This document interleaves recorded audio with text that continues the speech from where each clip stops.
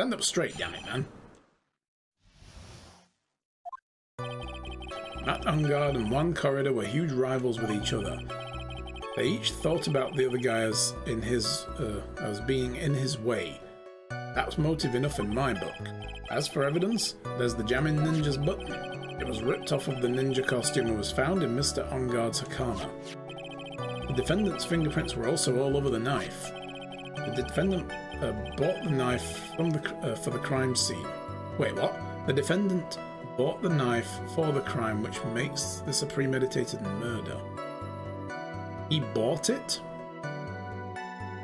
He bought the hotel's own cutlery? Are you kidding me? I think not. So the defendant's fingerprints were on the knife used in the stabbing. It was sort of sticky on the handle, so the fingerprints came out pretty clearly, sir. Sort of sticky on the handle? What? There's the victim's blood, Ungard's fingerprints, and the grip. Gate water is engraved. It literally says it there. Right, we can use that. Yeah, sticky. Ugh. Ew. And there's the button. That was found in the defendant's clothes, was it? And this button is also covered in blood. Yes, and we know the blood is on it is the victim's blood, sir. What? Jamming Ninja's button added to the court record. All of this points very clearly to the defendant, doesn't it? Kind of missed that smarmy bow. Yes, it most certainly does, Your Honor. Ready to give in yet, Wright? Ah, you wish. I'll find the hole in your argument somehow. Already done. You can press as hard as you like. Just hurry up with your usual pointless questions. Good to have you back, Edgeworth. Oh. At least he doesn't whip us. God, this is going to be a pain-free case. They were huge rivals, okay? But in terms of popularity, Mr. Ungard won, did he not? Yeah. But you know what's ironic, pal? Juan Corridor was always one step behind Mr. Ungard in everything. This year it seemed like he'd finally caught up and ready for the big final showdown. That's it, yeah. Pain-free, no more whip wounds. Exactly. I can leave this courtroom with the same amount of skin as I entered it. That's great. But Mr. Corridor lost the Grand Prix in the end. That's too bad. He must have been pretty downhearted after losing. Interesting pause from Edgeworth there. No barbing remarks. They each thought the other guy was in his way. Okay. Wait just 1 second here. Mr. Ungard was beating Mr. Corridor in popularity polls. Well, yeah, I guess, but... Which means that in the defendant's eyes, the victim was not a rival at all. Which means he had no motive to kill at all. Truth, preach. Yes, I quite agree. Well, detective. It's not, well, I guess if you put it that way, then yeah, the defendant would have no motive. Detective, I'm beginning to see why you were fired. Oh, no, not you too. Mr. Edgeworth, sir, that's... I look forward to your pension negotiations. I've gone from salary to pension negotiations. No! Now then, detective, let's continue with the testimony. No, not my poor pension too. Detective, if you value your money, I suggest you proceed. Yeah, he was fired. He's been helping us out because Maya's been kidnapped, so he's helping us for Maya's sake. But Von Karma caught him, like a couple of times, talking to us, so she told him that his services are no longer required. So after the case is done, he's gone. He's to turn in his badge and gun. Yes, sir. We can talk about my pension later, sir. What about what I was saying? Hello, anyone? I know. He'll get back, though. He always does. Is he going to be our next sidekick? I kind of hoped that after the last case of the first game, when we thought he was fired, but it turned out he actually got rehired. They let him back in. As for evidence, there's the Jamming Ninja's button. Okay. Do you have any proof the button belongs to the victim? Huh? What do you mean, pal? Oh, let me put it this way. I'm asking you if you have any evidence to back up your claim of that. This button was ripped off the Jamming Ninja's costume. But you can tell just by looking at it. And the victim's blood is on it. Anyone could have smeared the blood on there afterwards. Mr. Edgeworth, help me, sir. Alright. I knew it had to be this piece of evidence now to reel this one in. Thread. Huh? The button was attached to the costume by a thread, obviously. That thread snapped when the button was torn off. If you match up the ends of the thread on the costume with the thread on the button, it's a perfect match. Yeah, that's it. They're a perfect match, pal. Ugh. That's Edgeworth for you. Never misses a beat. It was ripped off the costume and was found in on guard's Hakama. When was this button found? Pretty soon after the body was found, we rounded up everyone who knew Mr. Corridor, and then we did a search on all of them. That's when we found the button. So, it was almost immediately after the murder. The police didn't have the free time to lollygag and play tricks unlike some people. Hey, what's he trying to say about me here? The defendant's fingerprints were also on the knife. How are they allowing a child to stand in court like that? Anyways, isn't Pearl very young? Yeah. But I mean, right now she's in Mia's body, so... Mia's in her body, I mean. So confused. Yeah. She's currently Mia Pearl. So, yeah, but anyway, I don't think this game follows that kind of logic. I mean, we've just been standing there talking about suicides as well, right in front of her, like we just forgot she was there. How were the fingerprints arranged on the knife? But can others see it? They can actually, yeah, because the second to last case, or the second case of this game rather, they did actually go over all that they take on the physical appearance. That was the whole point of that case, if you remember. So yeah, other people can see it. Huh? What do you mean, pal?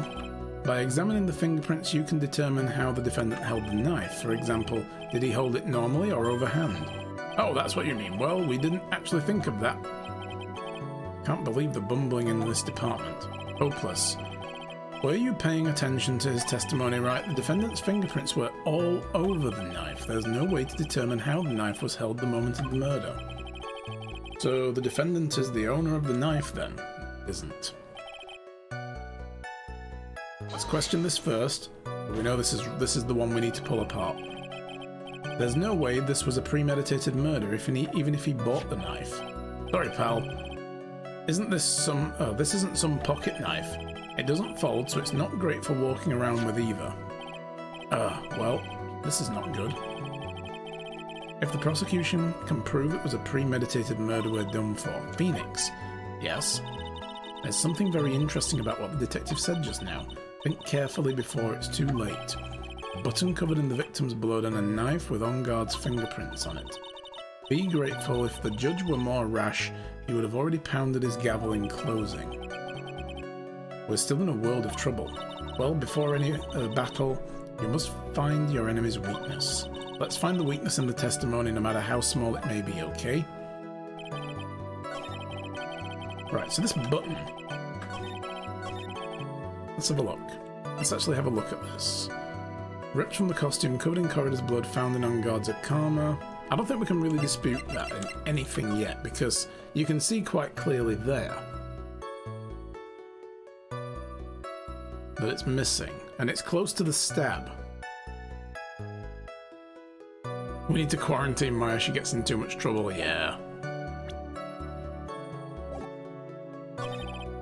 Defendant's fingerprints were over the knife, and he bought it. Well, we know this is complete bollocks. Because it says on it, Gatewater, engraved on it.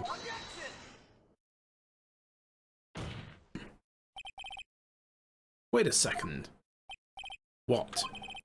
So the basis of your argument is this was a premeditated murder is simply that my client bought a knife beforehand, even though they didn't use it as the murder weapon.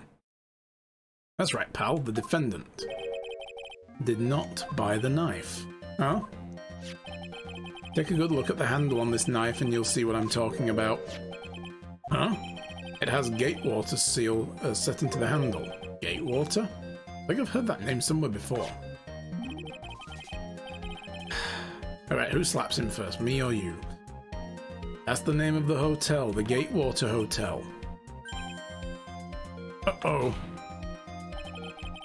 The murder knife was actually property of the hotel, which means this murder was not premeditated.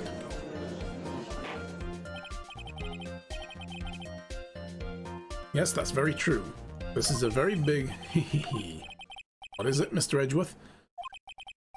I'm sorry, but the defense is simply too careless. What?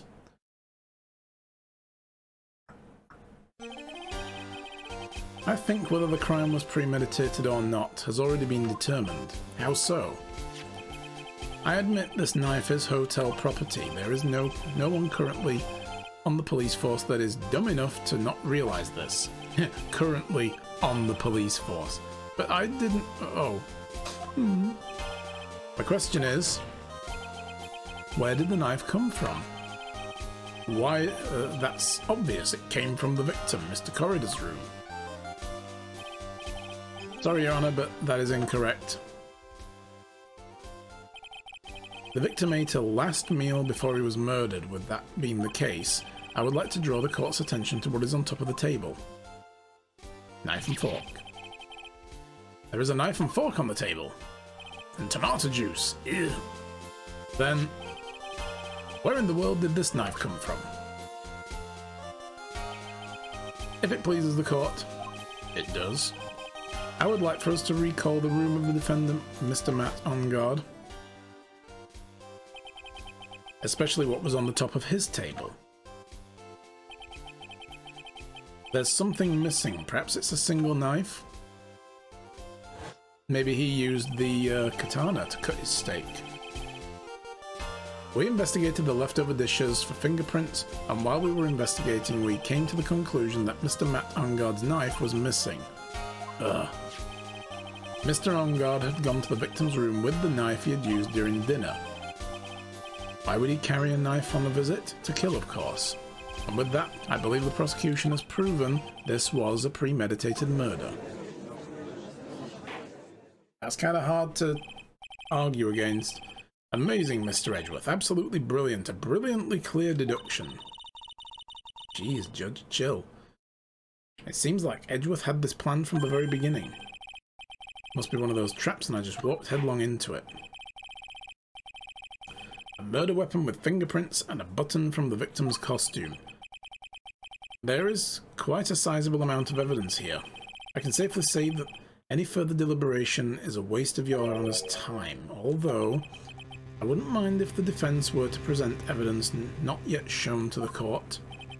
Evidence not yet shown? He means evidence the court hasn't seen yet. In other words, new evidence. What do the defence have to say about this, Mr. Wright? Well, X. Save the game, you say, Mia? Yes, of course. Thank you. The judge is favouring the prosecution right now. If we answer with something wrong here, that gavel of his will be ringing out to the sound of our defeat. Mr. Wright, do you have something important and necessary to present to the court?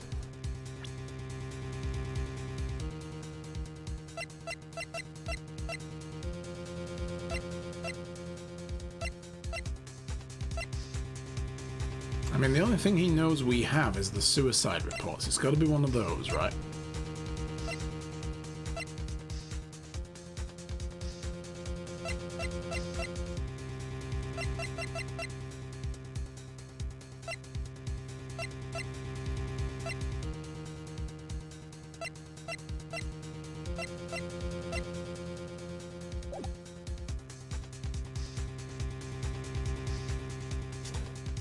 The fact that Edgeworth is telling us to present shit is an obvious ploy, right? We probably shouldn't present anything. We've been down this road with him before, by the way. He invited us to show something, and we didn't. Because he knew we had it. Oh no, it wasn't him, it was Gant. This was the same trap that Gant laid for us. It was like, show what you've got. And we did. It was like, shit, of course, that's going to benefit him now, but we had to hold it back. So I'm going to try now.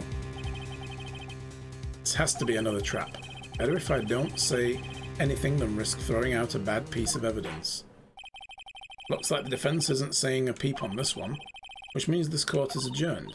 Phoenix, we will lose the case if you give up here. You better show the judge something quick. Slow down, we all know we have a tendency to be wrong more than I can't even say it. There is one piece of evidence that catches my attention.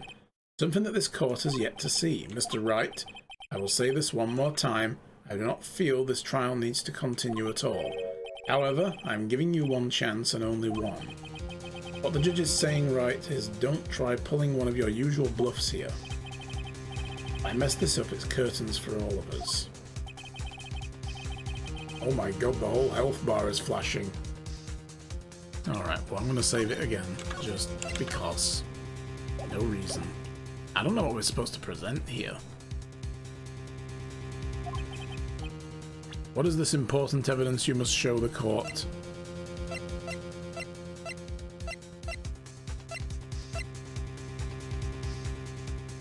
Could be the tomato juice.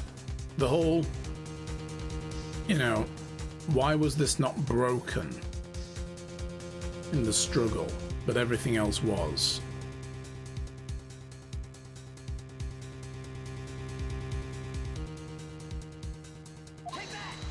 No. This is a wine glass, is it not? Please look at the photo of the crime scene one more time. Because this is something that makes no sense. This is the thing that's going to keep it running.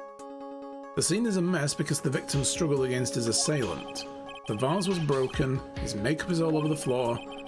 These were all things that were at one point sitting on the top of the dresser. Yes, I see your point. However, this glass that is sitting on the top of the dresser is mysteriously untouched. The only thing that is not falling over, along with everything else, is this wine glass.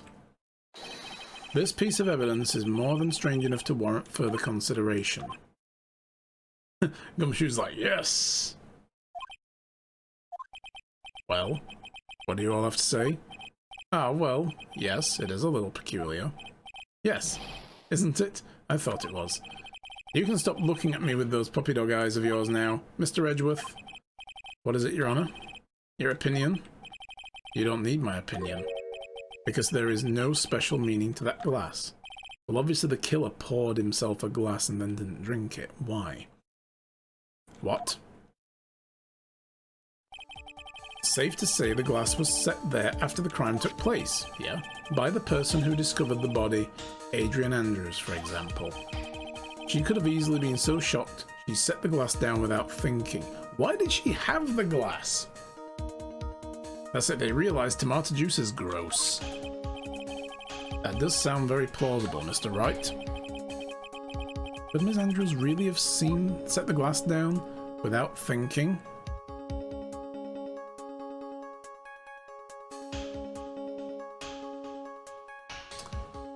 Could she have?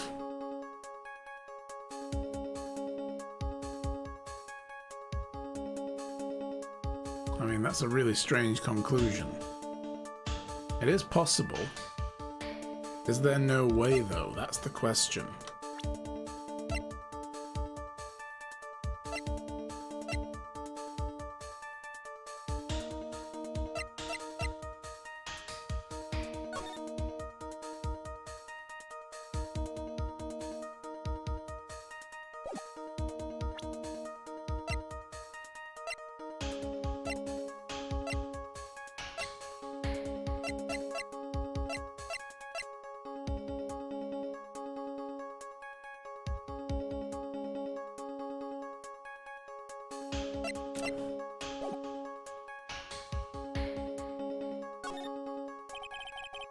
I appear weak here, the trial is over.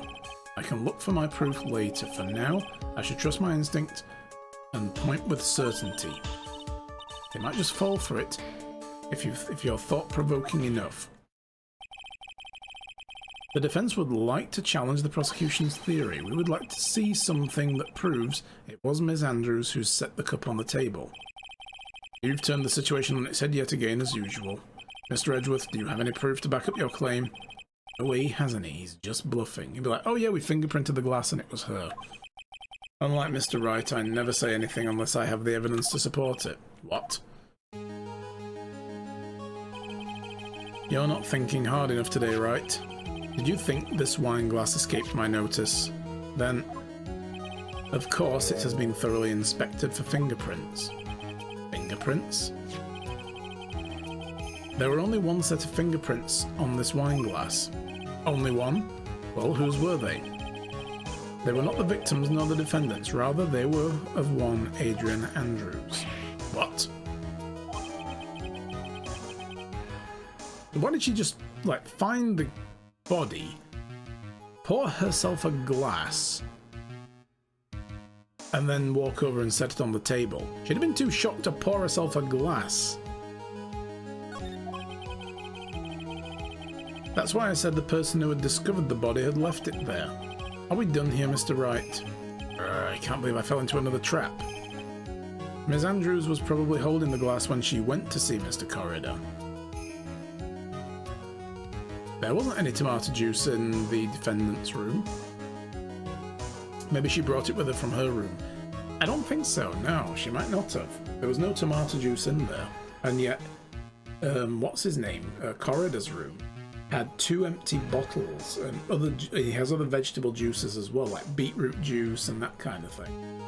He had carrot juice, beetroot juice, tomato juice, all in his fridge.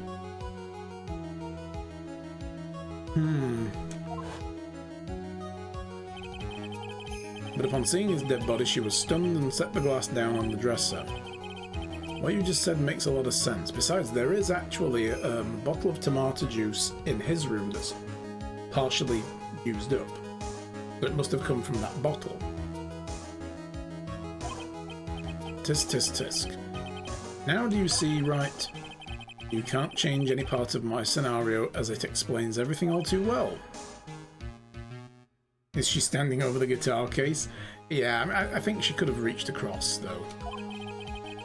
I've thought long and hard this past year about what it means to be a prosecutor. From here on out, I will show you the answer I've discovered. Wait a second, Mr. Edgeworth, I think the prosecution has provided enough evidence for me to enter my verdict. Unfortunately, I cannot allow you to pass judgment yet. The prosecution has yet another witness we would like into the court to hear from. Another witness? Yes. Bailiff, please bring in the next witness. What in the world is Edgeworth thinking? Yeah, it's kind of weird. He's already got a verdict, and he's stringing it along. He wants us to get this, I think. This is going to be one of those I'm actually helping you moments.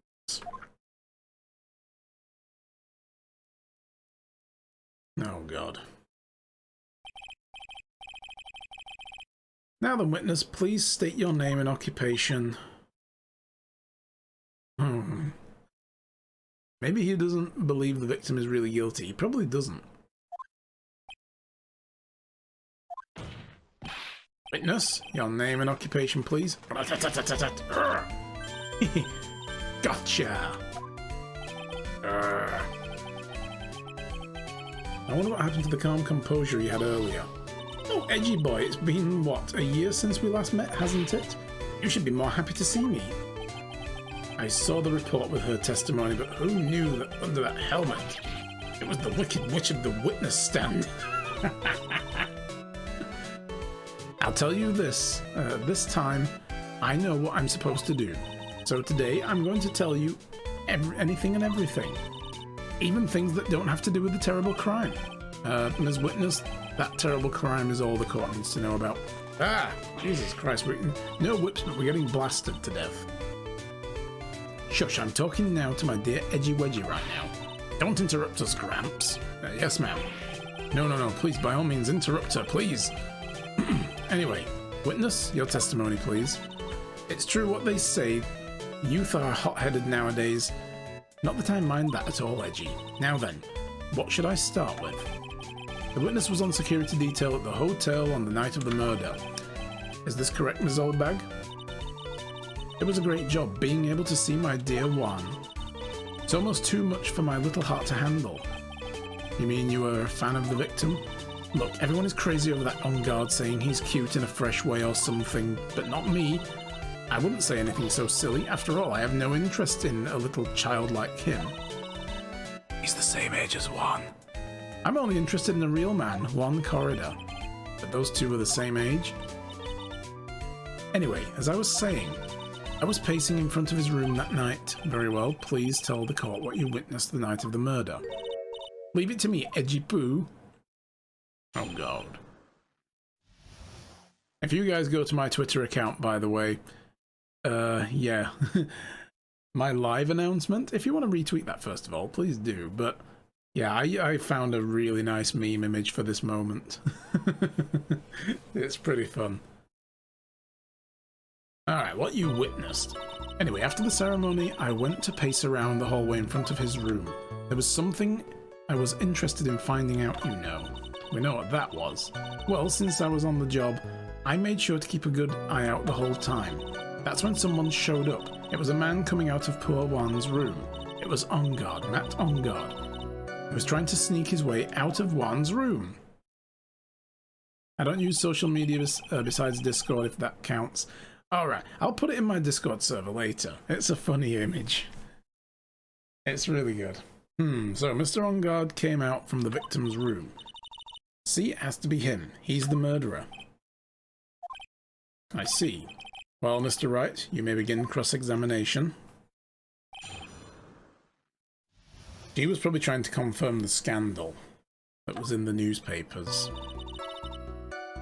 Alright, question everything. Ms. Oldbag, what was your post on that night? The lobby. I was supposed to help set up the stage for that trifling show, but I refused to help. I'll have you know, it was for that lead-headed samurai show.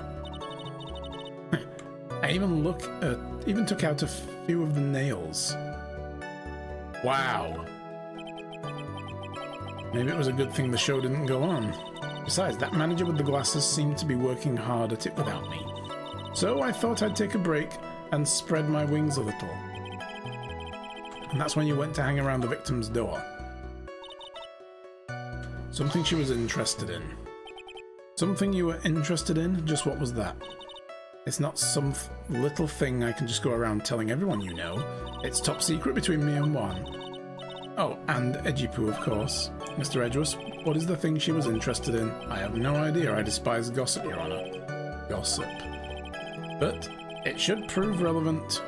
Should it prove relevant, we can always have it appended to her testimony later. Looks like we shouldn't force it right now. And did the witness stay in the vicinity of the victim's door the entire time? Alright, she kept an eye out all the time. Why would you, then, would you tell us the number of people who went in and out of Mr. Corridor's room? I have no idea.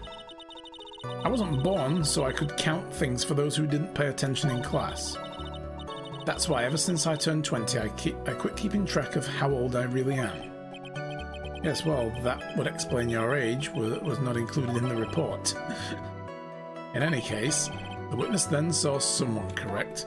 So, to find out now, we'd need to carbon date her, I think. That's when someone showed up. Okay, a man coming out of my poor Juan's room. Who in the world was it? I'm not allowed to say. This sort of information has to be carefully guarded for the masses, Sonny. The man that came out of Juan's room, he was, yes? Ah, I'm too scared, I can't say his name out loud. Voldemort.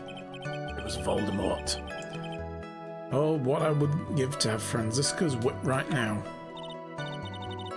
Well, I guess I can tell you since he was such a bad boy anyway. It was On Guard. You saw my client, are you sure of that? Yesy. Really? Annoying brat. When I say I saw someone, I saw that person. Shh, we're not supposed to say that name, sorry. You know who. Yes, there we go. Why do I get a sense of deja vu? Maybe to avoid a repeat of last year, I should delve into this a bit further. Face? Please tell the court about the man's face in more detail. You don't need me to tell you about his face. That soft, gentle look in his eyes and his effeminate lips. His right eye covered by his silky hair, his sparkling, shiny teeth. His teeth were shining? Well, he's shining all round in this week's pin-up poster, dearie. This week's pin-up? Why do you... I mean... I don't care how he looks in this week's issue. Please stay with what you saw that night. Shiny boy! What, on guard's face is the same no matter where it is? You know, you whippersnapper. So, Mr. Wright, was this testimony just now important or relevant in any way? Was it? Of course it was important, Your Honor. Then perhaps you would like to point out what part of that testimony was important. You don't really have to put it that way to get me to up to say. Mr. Wright, there is something much more valuable than a person's pride, and that is time. Please don't waste this court's precious time with worthless questions. Yes, Your Honor. Wasted good favor. She may not remember things or be mistaken here and there, but I don't think she's lying. That's bad for us, really bad. But that's how the human mind is. It also has the tendency to jump off topic. She's strayed onto a few interesting side topics this time too, hasn't she? But that's what makes her a sweet old lady, right? Sweet, yes. Give me the pin-up, Wendy. That's because you're not the one who has to question her.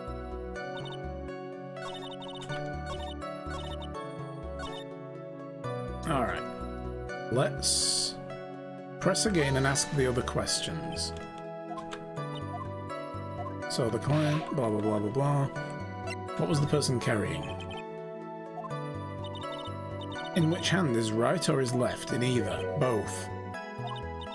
Ah, now this is a real mess. I mean, I can't be expected to answer such vague questions. Indeed, please be more specific with your question, Mr. Wright. Sorry. What was the man you saw carrying in his right hand? Ah, he wasn't carrying anything in that hand. How about the left? Empty. Oh, this whole thing has been a whole lot of nothing. Right, let's go with this again because we didn't get penalised for that, so... Let's go through again. Try the last one.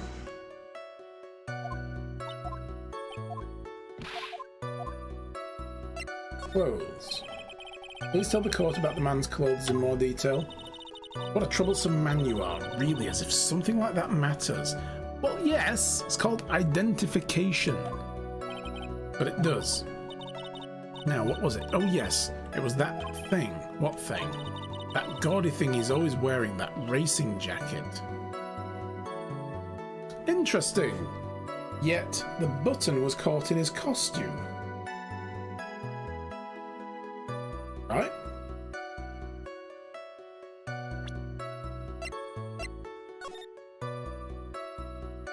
That ain't no racing jacket. Supposedly the button was caught in this costume.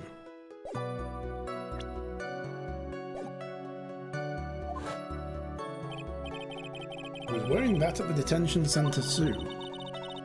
That thing's meant for nothing but seducing women out of their platoon, or pantaloons. Men. Right. So, Mr. Wright, was this testimony just now important or relevant in any way? I'm going to say not yet. Because I want to go back and try something first. I think that would progress us beyond if we start picking apart. I want to just save it. Let me try this first. I want to see if we can get her to append her testimony about the scandal.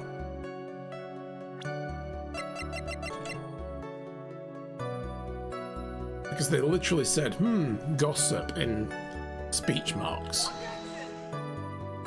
Oh. Your Honor? Oh, it doesn't contradict this evidence, though.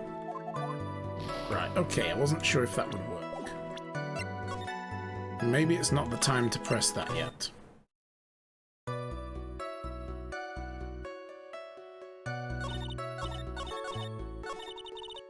Oh, damn. Right past it.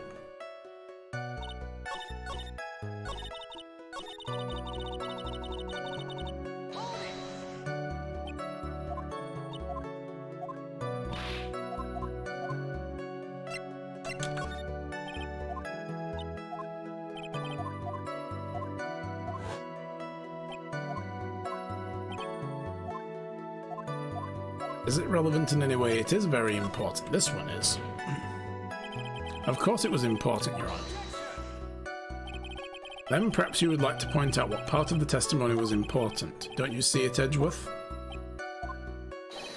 Your Honour, I request what the witness said about the jacket be appended to her testimony. I don't quite see where you're going with this, but alright, witness please. Oh well, I don't like to badmouth anyone without reason, but if I must. Right, so she just added another line. He was wearing his flashy racing jacket. Honestly, it's just all for show. Are you sure the defendant was wearing his racing jacket? What do you think? It's not like I've seen him in anything other than that horrible thing. I'm sure he was wearing it. She's so sure of herself that it's to the point of self-absorption. Alright.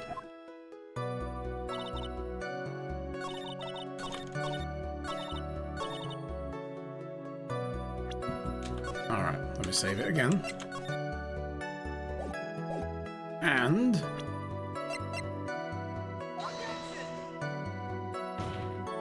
oh, it's the button. I think I need to do it with the button. That's wrong. I thought we would show the poster and say, well, this is his outfit. And it was fat, and yeah, but then we need to show the more relevant part. That there was ripped from his costume. It was found in his hakama. There we go. I forgot we had the button in our inventory. Ms. Oldbag. What? Don't say my name for no reason. Alright, Voldemort. I mean, oh shit. Do you know what this is? Ah! It's button number 2 of the Jammin' Ninja's costume. They have numbers? What the fuck? Now I know she's an obsessed fan. She identified it in a single glance. Give it here! Give it here! If you don't give it to me, I'll punish you with this.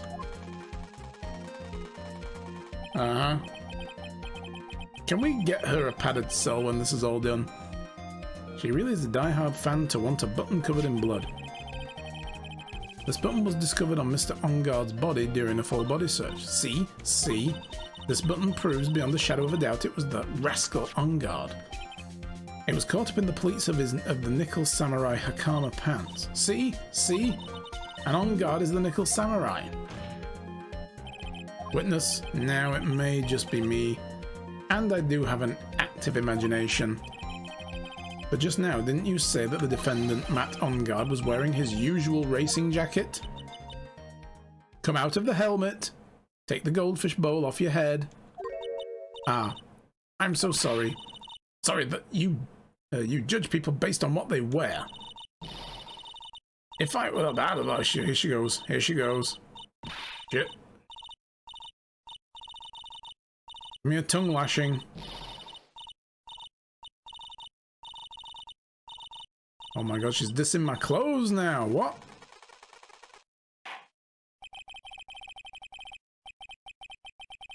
Now hold your tongue still there for 1 second. So, what you saw in actuality was not Mr. Onguard, the man, but Mr. Onguard, the Nickel Samurai? When you think about it.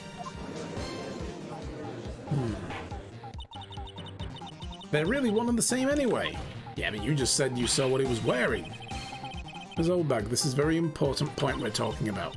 Poo, do you think so too? Well, it might be something worth considering. Just say it's important and agree with me for a change. Witness, think carefully and try to remember as much as you can before you testify. Alright, if you insist. I should be the one sighing, not you.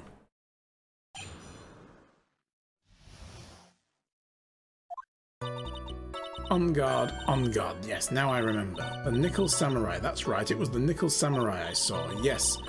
It would have been conventional or convenient for him to wear his costume during the murder. He had to go to that post-ceremony stage show right after the crime, you know. So he must have worn that Nickel Samurai costume when he was stabbing poor Juan. And then what, he took it off? And then left the room, and then was going to put it back on again? I knew it. I knew you'd say he was inside that costume. What? Did you think there could have been someone else inside that costume? Don't be a bad little boy thinking such rude things. But the possibility exists. Ah, young'uns today, I told you there's no way it was anyone else. How do you know that? Because I said so. And what I say is the truth. She's just as delightful a witness as she was a year ago. Mr. Wright, you can cross-examine. Oi. Who I saw.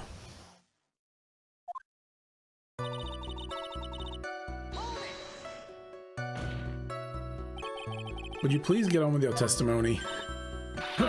Watch your language, young man. What sort of tone is that to take with an elder? My youthfulness isn't what it used to be, so you should forgive me for everything. Oh, yes. If you keep on barking at me like that, I'll start singing at the top of my lungs. No, please don't. A striking figure by the sea, standing all alone is he. He's the nickel samurai. Oh my god, she actually singing. Somebody help my poor ears. Mr. Edgeworth, can you please do something about this racket? Witness, I'll give you a piece of gum later if you be good and stick to the facts. Okay. You promise, right? Right, I'll be sending the bill for the chewing gum to your office at a later date. What? Remind me to send you a thank you note later too, Edgeworth. Oh, chum. The Nickel Samurai, that's right, it was the Nickel Samurai. Be a little more careful with your testimony, please. Not too long ago you said he was wearing his racing jacket and now suddenly he's not. Not too long ago? Now let me ask you this. When you were itty-bitty, what was your grand dream? What did you want to be when you grew up, whippersnapper? Not to be a security guard, that's for sure. Oof. My dream, huh? Well, I wanted to be a Judge Whackner, hero of the public court. So what? See? And look where you are now. You're not a Judge Whackner, are you? Are you? Well, what I said earlier, who puts any weight in things like that? The now is everything, and I can't be held responsible for the past. You kinda can. Since when did court become theatrics of a testimony? All that matters is that man was inside that costume. Isn't that enough? It would have been convenient for him to wear it. Okay. And why would that be? That way no one could see his face, of course. There's no advantage for him that I can see. In fact, you would think the costume would make him stand out all the more. You're such an annoying child, you know that? You disagree with everything I say. No, I don't. Oh, damn. Isn't that what you're always doing to me? I got it. Maybe it was more troublesome for him to change in and out of his costume. He had to go to the post-ceremony stage show. Was there anyone else scheduled to appear at the post-ceremony show? Well, all the contestants were supposed to go on stage in a friendly gesture thing. That included the Jamming Ninja? Of course it included him. That's why when On Guard came out of Dear Juan's room, I didn't give it a second thought. I see. Well, anyway. He must have worn the samurai costume when he was stabbing poor Juan. Let me ask you one last time. The person you saw, it really was the Nickel Samurai? As showy as ever, haven't I been saying that from the very beginning? Can I throw in the towel yet? Maybe. You don't need to think too hard on this one, huh? There's a contradiction in her testimony and it's sitting in plain sight. The question is, what that contradiction means for us. Well, I have to figure out what you're talking about first, but okay.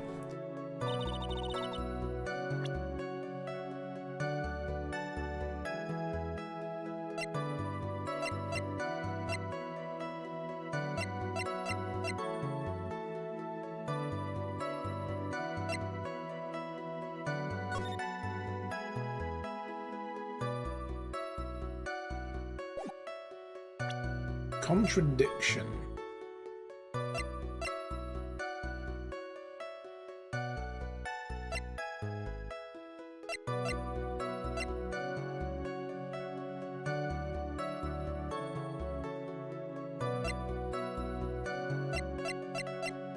I mean, other than the fact that she's contradicting herself from a previous testimony, suddenly she's allowed to change her testimony and be like, oh no, he was wearing his costume.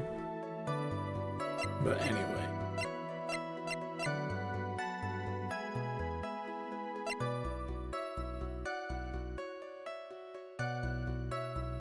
Who wore the costume? How are their fingerprints on the knife? That's a good point. He has gloves. Might be onto something there.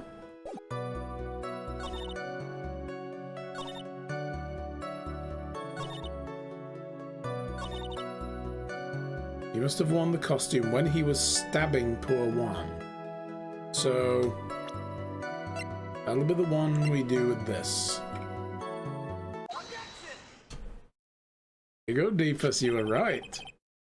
Please take a look at this. Yes, so it's a knife. Big deal. If you're trying to scare me with that, I'll have you know it won't work. No, that's not my intention at all. That's the knife that was used in the murder, correct? Your Honor, do you know why this piece of evidence is important to this case? You don't even ask to ask me that. It's because the defendant's fingerprints are on it. Is that what you're driving at? That's exactly what I'm driving at. What are we driving at? And whose car were we driving? Oh god damn it, Judge. If Mr. Ongard was really in the Nickel Samurai costume at the time of the murder, then it's impossible for his fingerprints to have been left on the knife. Actually, he would have wiped off the previous fingerprints on the knife right off. Oh, that's right, the Nickel Samurai wears gloves, doesn't he? Or a glove and a claw arm. He probably took his gloves off before he began the stabbing, to just conveniently get his fingerprints on it. He literally had the means of not getting fingerprints on a murder weapon. Why would he do that? Why would he do something like that? To leave his prints on the murder weapon? There is no way he would do something like that. However, there is one possibility. Then let's hear your possibility. It's very simple. The defendant went to the victim's room while in costume as the Nickel Samurai. At that time, the defendant held no intent to murder. You just argued earlier there was premeditation. He was probably going to relax and talk to the victim about the stage show with a knife from his own room. Anime movie fight! Which is why he took his gloves off. But the murder still did take place. It's a well-known that there was bad blood between the two defendant victim. Yes, I've heard that before. Well, Mr. Wright, what do you have to say about Edgeworth's theory? So let me get this straight. Edgeworth's theory goes like this. When the defendant went to the victim's room, he had no intention of killing him. Now, up to this point, are there any problems with this theory?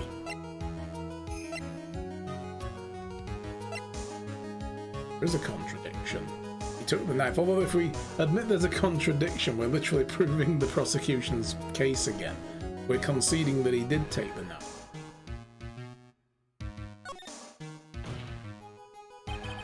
This theory contradicts something in an earlier testimony. What are you babbling about? Now, for argument's sake, let's suppose Mr. Ongard was the killer. In that case, I think it's impossible for the killer to have gone to the victim's room without intent. I mean, again, he brought the knife with him. This knife. This was used by Mr. Ongard at dinner. Yes, we did establish that, which means that if my client was in fact the killer, then he brought this knife with him when he went to visit Mr. Corridor, I suppose. However, you just said it yourself. At that time, the defendant held no intent to murder. If that were true, then why would he bring a knife? He wouldn't, would he? Means, Mr. Edgeworth, your theory was flawed from supposition 1.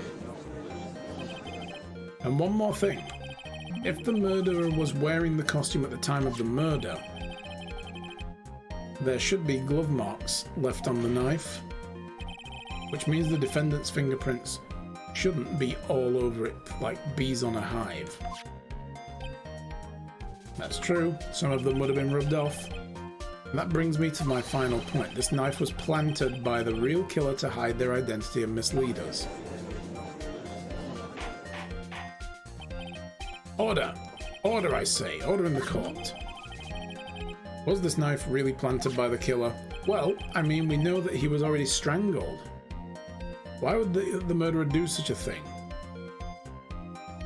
Is it to frame Matt, or is it to hide them? I mean, we know it's to frame Matt, because the button was also planted on his hakama, right? So this is obviously an attempt to frame him. Not really going to hide the murder method very well, are they? But I'm going to quickly save it. They know an autopsy would show that he was strangled first. You can't strangle someone without causing severe damage to the neck. So, yeah.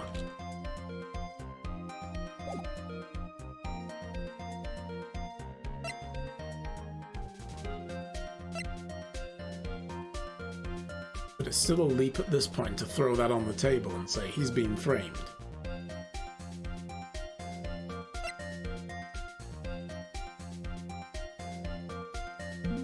But we can definitely concrete point to the fact that this wasn't the murder method to begin with.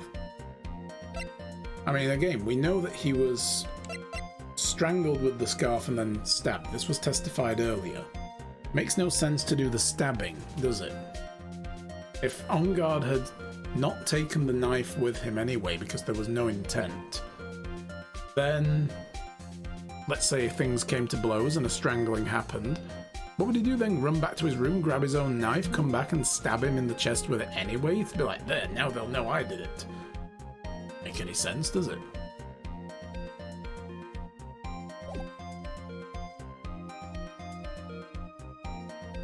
It doesn't hide the murder method either, but we can point to it, at least with evidence. Let's go with that. To hide the way in which the murder was carried out, of course. More of your nonsense. Take another good look at the autopsy report. The victim actually died from strangulation. The killer tried to hide this by stabbing a knife into the victim's chest. But doesn't the autopsy admit that the cause of death was strangulation? Well, yes, the real cause of death was easily discovered. Then I'd say the knife did a terrible job of concealing the fact. Ah, damn it. Yeah, I knew that was coming. You know, I'm going to take that. That was my primary theory. I'm going to take that hit. And that laugh doesn't do a very good job of concealing your errors either. Mr. Wright, I'll ask you one more time. Was the knife really planted by the killer? Why would the murderer do such a thing? To frame him? To frame my client, Mr. On Guard, of course. To frame? Aren't you forcing the interpretation just a little too hard on this one?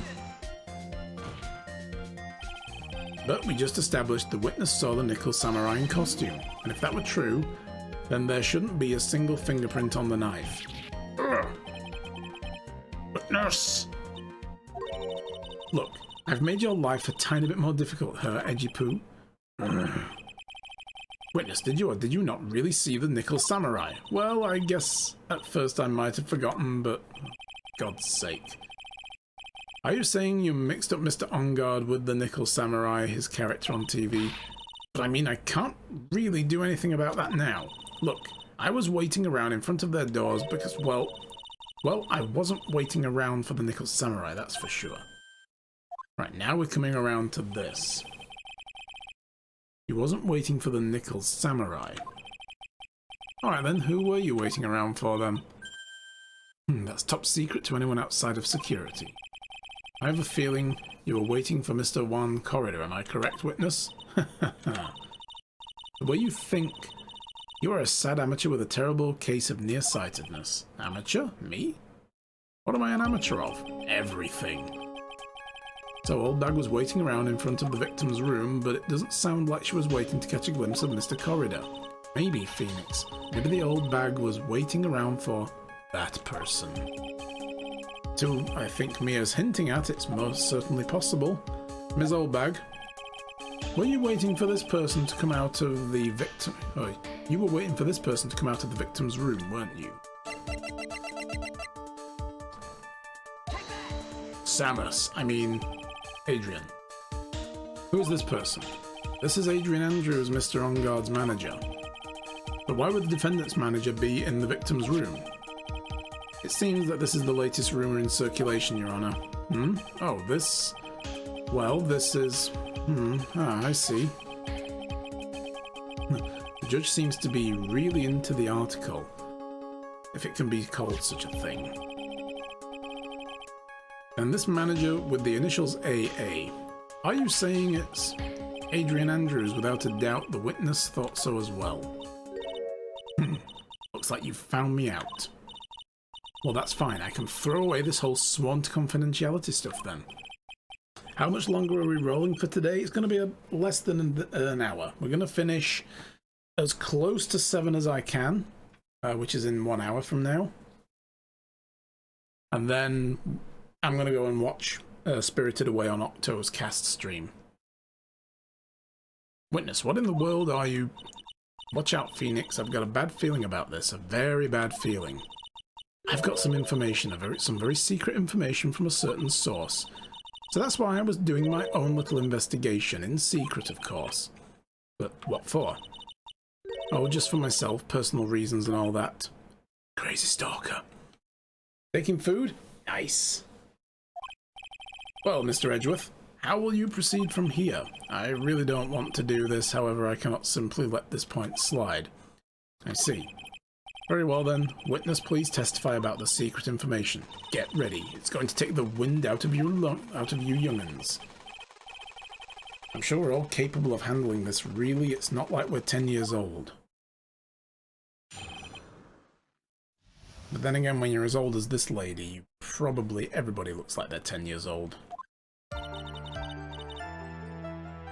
That on guard is one evil man. He thought he could ruin poor Juan by causing a huge scandal. But to do that, he sent his own manager to get close with Juan.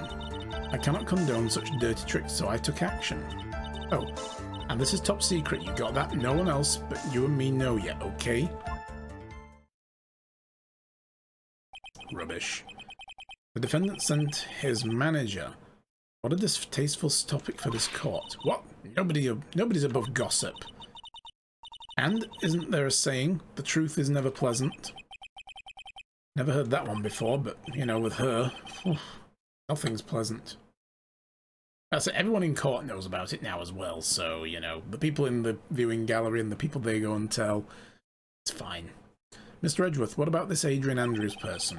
We've looked into this matter and found that the truth the article proposes is in fact baseless gossip. But should this be true, then this proves the defendant did bear ill will towards the victim. But this means I have to smash this rumour once and for all. Now then, Mr. Wright, you may cross-examine the witness. Be careful, the old bag seems rather excited now. That's right, on guard is nothing but your average foul-blooded youth. Damn young'uns. Well, as the old saying goes, you've got to burn old bags with fire. Time to fire up the afterburners and hit the highway to the danger zone. Alright. So... oh, hang on.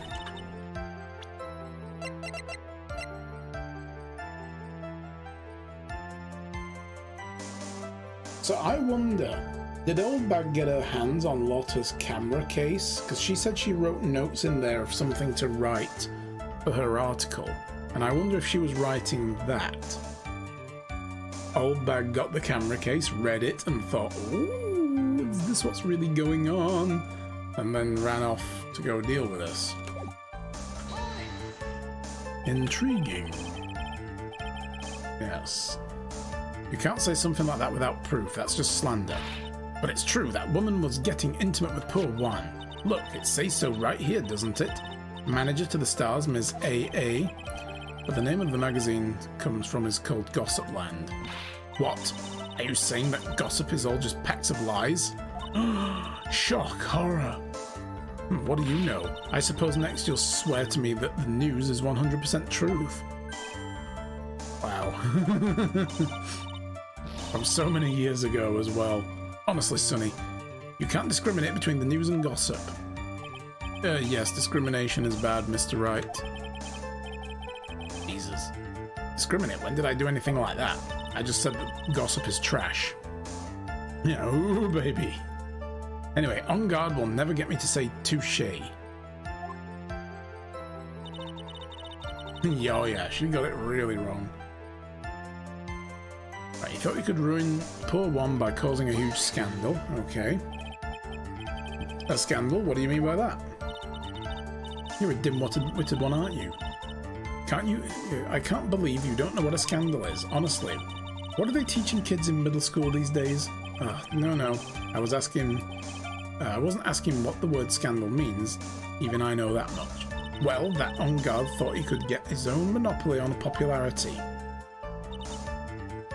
So to do that, he sent his own manager to get in close with Juan. You don't have any proof that Mr. On Guard did any such thing. You must be suffering from shock, the shock of hearing the truth. Now, since you're in so much shock, you can't do anything, right? You're right, I can't do anything, but boy do I wish I could do something about you. Alright then, Sonny, show me what you've got. Can you show me proof that On Guard didn't bear ill will towards Juan? Can we?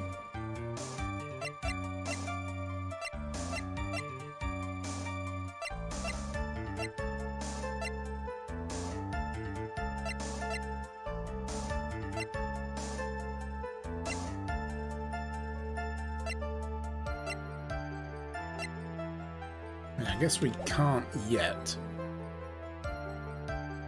Let's decline for now. I don't have anything to offer. See, just as I thought. And you were lecturing me about saying things without proof, yet you are still not able to prove it yourself. You've just given me a free pass to say whatever I want whenever I want, silly boy. Me and my big mouth. That's the way the cookie crumbles for you anyway.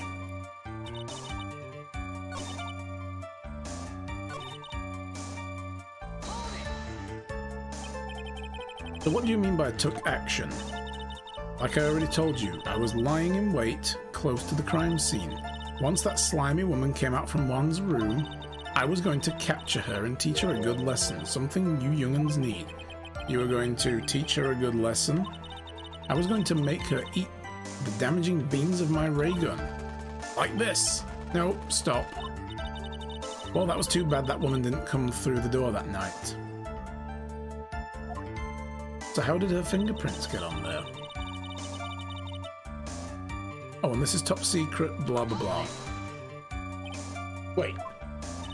What? I'm a busy woman. Tea time with the kids is over. Secret information that no one else knows yet. If that's true, then how do you know this secret information? Huh? Well, that's because I'm a pro. Yes, that's it. It's a secret. Even if you drilled a hole into my brain, you'll never find out. I swear to God, this woman should be charged with perjury. Everybody who gets up on that stand, I don't think in the whole series of games there isn't a single person who goes on this witness stand who wouldn't end up walking out of a real court being charged with perjury. They all do it. They all lie, change their statements. Yeah. Alright, press further. If you don't be a good girl and tell me where you got the secret information, you won't get to go home today. Edgy Poo, what are you doing? Help me. What do I have to do with this? Just do this for me. You'll get your reward. I don't want your reward, but you don't leave me much of a choice. Objection. Yeah, I'm going to show her the case. I've already kind of figured that might be it. Especially now I saw there was an evidence one. I just wanted to see what this was going to say. The witness could have gotten her information from anywhere. It's even possible it was spontaneously made up inside the witness's head. So you're saying your own witness might be lying. Well done. Great. Good. Please, share with the court. This is an interesting theory. And he lectures me on being reckless. As long as we don't know where this information came from, it's quite a waste of time to focus on this line of questioning. Where did old Bag get her information? There has to be something I can use to figure it out. Sounds like just another tidbit of gossip, doesn't it? But you can't just ignore it either. Makes your client look bad either way.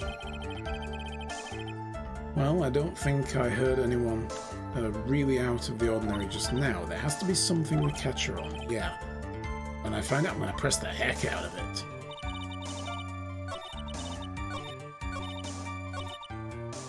Oh, I went right past it again. Do-do-do-do-do.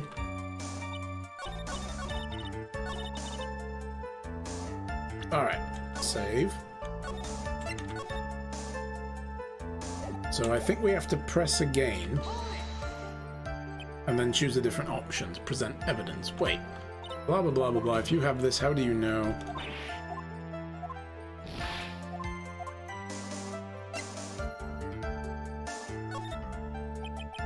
So no one else is supposed to know this secret information, correct? If that's true, then why do you know it, Miss Oldbag? Why are you looking at me like that? Stop it. Witness? Hate to say it. This is how you came to acquire your secret info, isn't it? Lotta's camera bag, with the tabloid article about the victim in the case. The investigative photographer, Lotta Hart. Oh yes, I remember that mischievous girl. That southern gal. She reported she'd lost a certain note she had written to herself. She reported such a thing? On that piece of paper she had written down some of her impressions about the relationship between the victim and Ms. Andrews. What? Outrageous ideas, you say? No, I said impressions. Then everything written on this piece of paper is completely meaningless? Oh, that's it. That's the note. Oh! No, you see this? This is something completely different. This is my top secret list of groceries to buy. Then why are you the one who took... Oh, then you're the one who took Ms. Hart's note? I'm a huge fan of one, that's why. That infamous puffy-head whippersnapper. She's working with that evil On Guard, she said to herself. On Guard, I'm his sidekick. She was so happy, smiling like a silly duck. I was only checking on what she had written. Edgy Poo, you believe me, don't you? No. I was only trying to help out like the angel I am. It's only one little piece of paper. I've never taken anything else before. Really should come with a supply of cheese to match that vintage wine. Well, it was only... That was so good. It was only a piece of paper. I suppose we can overlook that just this once. It looks like she's really sorry. Did I forgive her? Should we or should we not? If we sweet talk her, she might spill more beans. If we pressure her, she might clam up. I guess we should forgive her. Who the heck are you to decide? Oh, who should be forgiven, you delinquent? Number of endearing qualities 0. Phoenix. You can't go easy on her, she's not a fragile old lady. Yep. You should be pressing her until she gives in. Maya was really scary today. Alright, we'll pressure her. You said the only thing you stole was that note, is this correct? Stole? Why don't you listen more carefully, you annoying brat? I saved this piece of paper from the terrible, lonely trash can, that's all. You're lying, damn it, and I can prove it. Are you putting my credibility under scrutiny again? Ms. Oldbag, I don't believe that the note is the only thing you stole that night.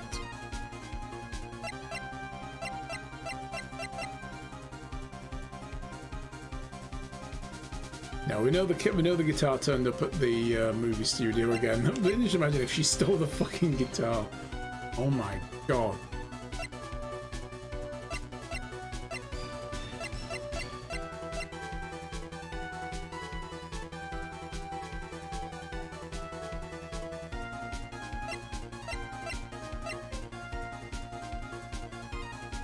But what if she did? Alright. I mean, we've already used the camera bag once because we know that the note was in the camera. How would it have ended up in the trash can if it was in her camera bag? Old Bag was the killer. Oh my god, that would be so good.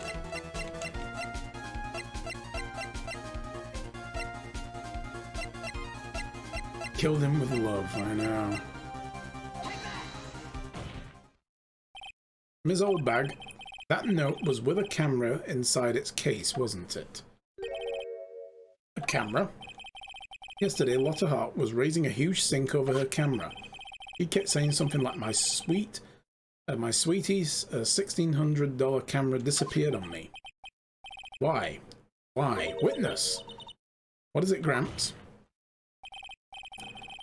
If you have that note, then it's only logical that you have the camera too. It's like you found me out again, Sonny. Is this the camera you're looking for? That's... What? Even though I look like this, I'm still a person, you know. I still eat meals like you, I still fall in love, and I borrow things from people. Okay, lock her up. You think your definition of borrow is a little off? I saw that woman's business card. That's when I noticed it said Slime Bag Celebrity Photographer Extraordinaire. Well, when I saw that, I had to know what sort of pictures she'd taken. I'm a professional security guard. It's my business to know these things. No, it isn't. Bailiff, check this camera's photos. Hurry. We must examine them at once. Then throw her in fucking jail, finally. Well, Mr. Edgeworth, what do we have? There's only one photo that seems to be relevant to the case. Please present it to the court. So, she wasn't lying about seeing him going into the room. This is the Nickel Samurai. See, I told you. That's the guy I saw. This proves the witness was not lying earlier about this matter, but it also proves that the guy had his gloves on.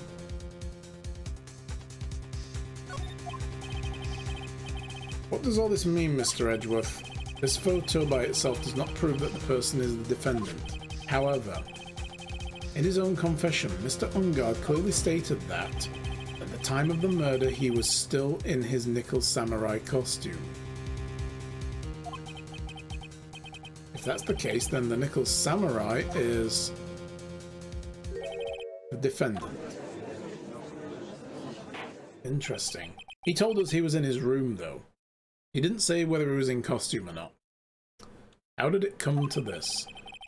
I think this brings us to the very end. We have examined every piece of evidence thoroughly.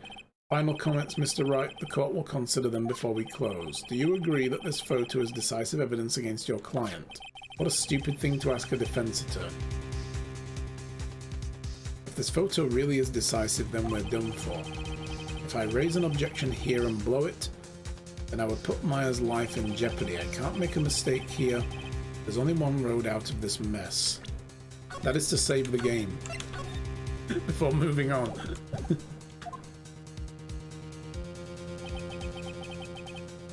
This photograph that Lotta took.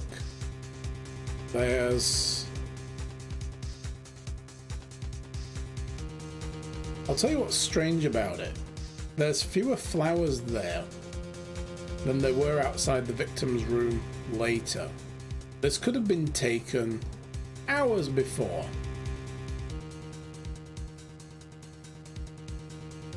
There's no stuffies either. I don't see the stuffed bears. There were several of them right in front of the door, in fact. But yeah, the double door further down, that's back to the hall.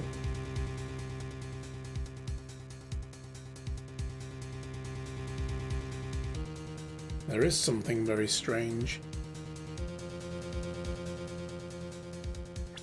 I see the actual photo without all the text over it. Let's have a look. Okay, there's a little stuffy bear over here. And it looks like there might be one behind his leg. Behind the left leg. But there were several more of them. And lots more flowers than that. I don't know if that's something we can point to.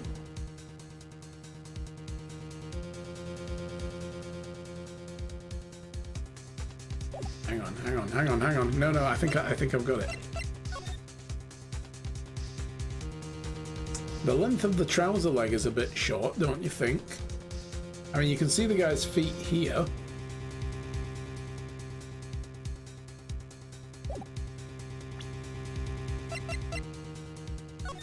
Whereas here, they're all bunched up. It's funny because this is... Yep, I got it.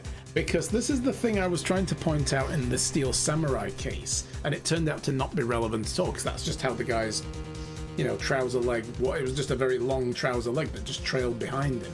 And I was like, that can't be the guy. It doesn't fit him. The costume doesn't fit him. But apparently that was nothing to do with anything. Thankfully, this time it's relevant. There is something strange with it. There is. There's something strange with this photo. I knew this was coming, Wright. Your thoughts, Mr. Edgeworth? I think we can all agree there's nothing strange with this photo. There is no way for the defense to debunk this photo, even with a bunker buster. Well, prepare your bunker to be busted, buddy. Debunk with a bunker buster? Is that what you're planning to do, Mr. Wright? Oh, I'm gonna bust his bunker hard with my debunking. Don't you worry about it. Anyway, please look at the photo one more time. If you really believe you can honestly find something wrong with this photo, then you should only need one chance, correct? Yeah, well, find something wrong with the photo. Can't let this chance go by. Where the heck did she get this photo from anyway? All out of focus. Why can't she take a good shot, especially when it counts? And again, she's always keen on these like Dutch angles. Let's hear the objection. What about this photo is strange?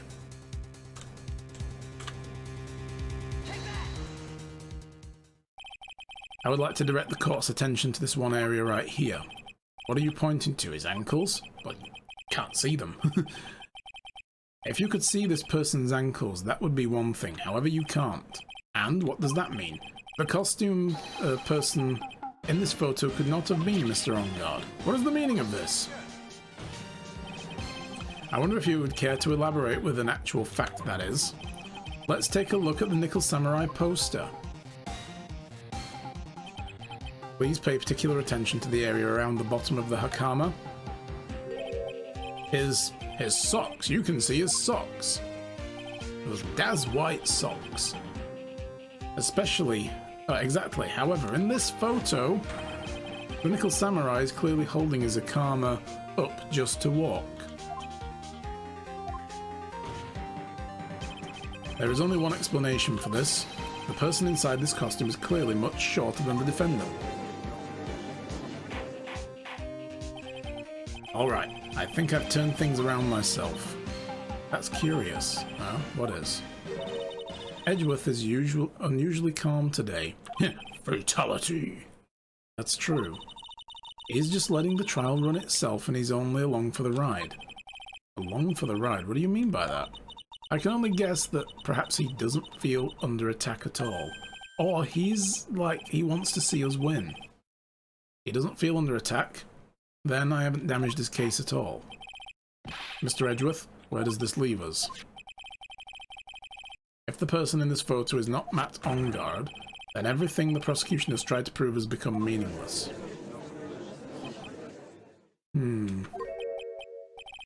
I figured it would come to this. What? Right. I have something I want to ask you.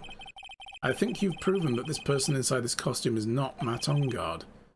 In that case, who is this a photo of? Who's the person wearing the Nickel Samurai costume? Don't stress out over this, Phoenix. It's very simple. What you should be focused on is Edgeworth's attitude, don't you think? Yeah, why is he so calm? Let's hear your thoughts. Who could this be? I mean, it could be... what's her name?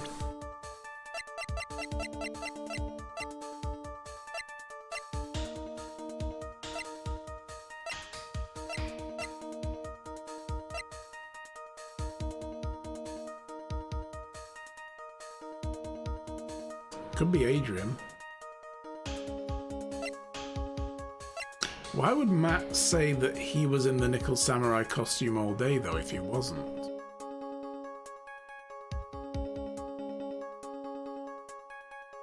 Cassie, hello. How are you? It could be Pearl. She's short. No. It could be Maya. She's short. No.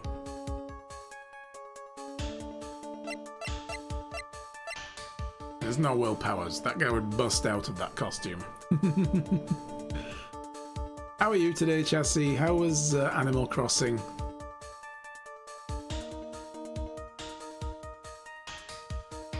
I have made for your wife and you, Wolf. Oh. Hello. Who's the lady at the end?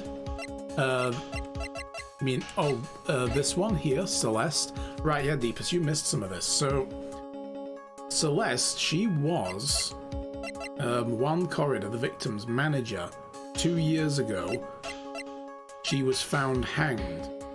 She apparently committed suicide, and the only reason they believe that is because she had, like, ink on her fingers from having written a note. It's great to see you, yes. So, the thing is, people believe Juan Corrida hid the suicide note, which he denies. Adrian was Celeste's, protege, her apprentice, if you like. Celeste taught her everything she knew about being a manager. So Adrian told us when we finally broke through her locks that she became close to Juan Corrida because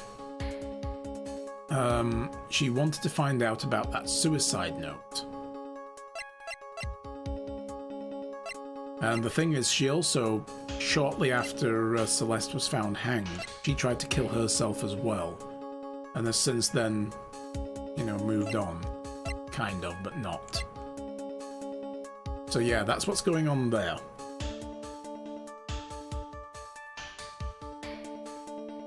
So it could be possible that she went in dressed in the Steel Samurai costume, because she said she was short. She said she's a shorter lady. She actually, that was her own words. She described herself as short of stature.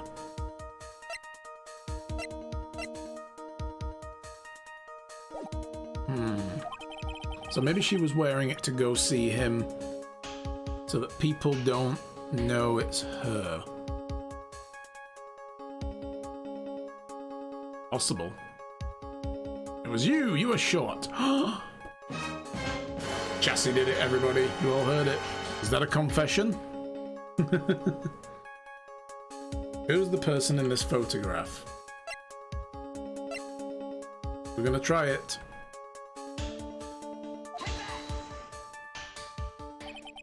Adrian Andrews? If you want to know who that nickel samurai is, it's none other than this woman. And why would you say it must be Miss Andrews? What in the world points you to her? Well, we know that she had dinner in Matt's room with him. Yeah, they had dinner together. Because there are 2 sets of plates, and she even told us that they both ate a meal there after the show. Why would she be she would be the only one going back into his room, right? She would be the only one with access to his costume and so on. Maybe Matt let her have that costume. Be like, look, take it. You want to go see him? By all means, go do it. Whatever it is you're doing. And here's my costume so people don't know it's you. He might have been just trying to help her out. Right, why would you say it's Miss Andrews? What in the world points you to her? For starters, she's short, and she can freely move in and out of Mr. Engarde's room. Finally, she had dinner with Mr. Engarde that night. How does all that add up? It means that it makes it very easy for her to get a certain item. A certain knife with Mr. Engarde's fingerprints all over it. The knife that was used as the murder weapon? Well, the fake murder weapon. He was strangled. Why don't you just say what it is you want, Mr. Wright? I have to do this now. This is my last chance to turn things around. The defense moves to indict Miss Adrian Andrews in the murder of Juan Corrida. It was Miss Andrews who tried to frame the defendant for the crime. Why would she try to frame him, though? I mean, it's not like he has anything bad about it, other than the fact that he's, you know, just completely gone in the head. Order! Order! Order! It looks like the trial has hit a most unexpected development. Mr. Edgeworth? Yes, Your Honor. This court is issuing a subpoena for Miss Adrian Andrews. A verdict cannot be passed without first hearing her testimony. Alright, this is it. This is kind of bad for us. What? Huh? What do you mean? If Adrian Andrews is summoned to court as a witness, it means that the trial will go on for another day. Shit, yeah, we've got to do this in one day. Because Maya's gonna be killed otherwise. Another day? Ah. If I don't get a verdict today, then Maya... Now then, we shall set Ms. Andrews' testimony for tomorrow. What am I supposed to do? The judge is about to adjourn the court. No, we need it now. We've got plenty of time, nowhere to be. Now then. Please, Your Honor, continue the trial. You must pass verdict today. I can't do that. We cannot hear Ms. Andrews' testimony if she's... Let me guess, she's here? Oh. I abhor wasting such valuable time. Edgeworth? Your Honor, I request that you please continue with today's trial, but we cannot continue due to this unexpected development. Unexpected development? I think you underestimate me, Your Honor. You underestimate my power. You may have the high ground, but you underestimate him. And what do you mean by that? That Mr. Phoenix Wright would slave his way to subpoenaing Ms. Adrian Andrews is all happening according to plan. Even if Wright was a bit slow to catch on. What? Nanny? What is the meaning of your statement, Mr. Edgeworth? Ms. Adrian Andrews is currently waiting in the prosecution lobby. She is the next witness. Oh, well then. Everything was planned out in advance by this man? Somehow I knew there was no way Edgeworth would overlook Ms. Andrews. Looks like the battle is far from over. Exactly. Well then, we can call the next witness. However, before we proceed, we shall take a 10-minute recess. Please prepare your witness in that time, Mr. Edgeworth. The court will now take a 10-minute recess. Damn. Dang, yes. Gavel. Boosh.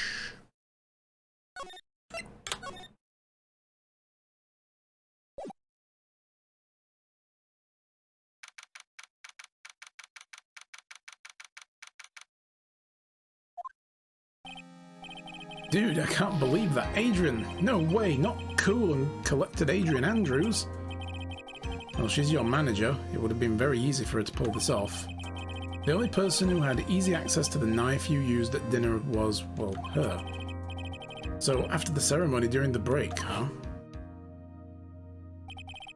I was sleeping like a log the entire time. See, she could have also planted the blood-covered button on your Akama.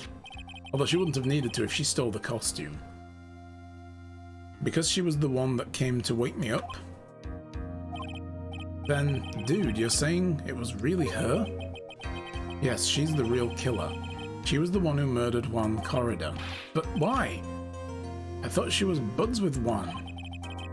She has her own agenda. Her own agenda? What are you talking about? I'm sure you'll see by the time the trial is over. It'll be alright. I'll get you acquitted by the end of the day. And give me a verdict that's refreshing like a spring breeze. Okay, Mr. Lawyer Dude. Seriously. Phoenix? You think her motive is related to Celeste Impact's missing suicide note, right? Yes. Have Ms. Andrews depended on Ms. Impact's strength and a reason to live. But then, Ms. Impact suddenly killed herself. It sounds like she left a suicide note and the person thought to have hid it is Juan Corrida, the victim of the murder. And that's why I think that Ms. Andrews got close to Mr. Corrida. Yeah, the boob, yeah. Yeah, to explain to people why this costume is so revealing, these are children's clothes.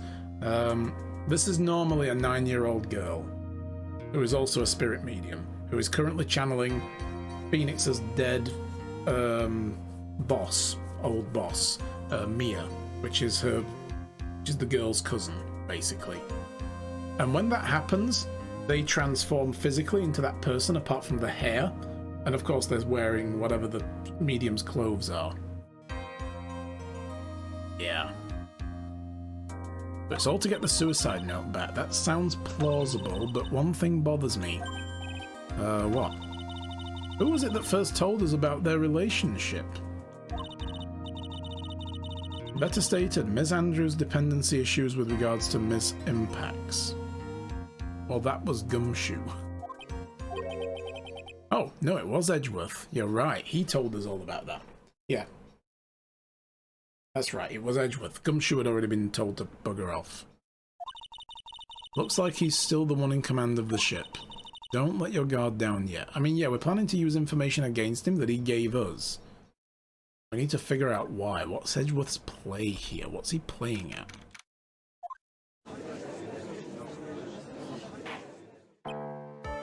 Yeah. Anyway, guys, looking at the time, we should probably get out of here now.